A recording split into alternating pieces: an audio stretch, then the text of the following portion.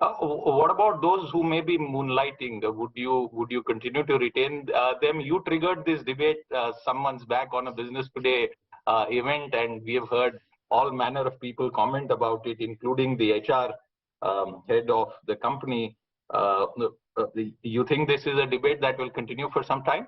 No, I think it'll be there. The debate can continue, but the way that I will answer this is that, look, first of all, we have a long-term commitment to our employees, right?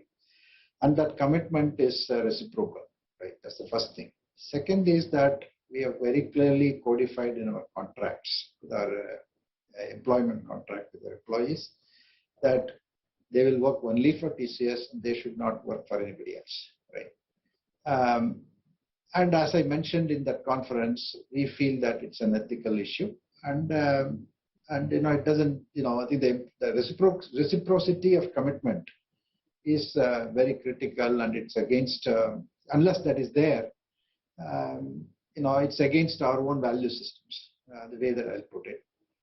On a lighter side, I will also say that day before yesterday was a full moon day, and number of employees, and including me, were at the launch of the company, enjoying the moonlight and really worked out of our office. It felt really great. Has the hand of your HR department been forced on this in the recent past? No, see, there are always some debates, but our view is that, look, our IT sector has different operating models, right? There are services that one can provide which may allow such a moonlighting kind of model, right? But our business, our operating model, we work with the Fortune 1000 companies, and the way that we deliver some of those mission critical systems, engagements, etc. We believe that the reciprocity of commitment is very crucial for us. One final question, because we are talking about employment. Where does the work from home, hybrid work environment stand from your perspective, both as a leader of the industry and overall the latest trends, especially from the younger elements of the workforce that you may be observing, if you could share those with our viewers?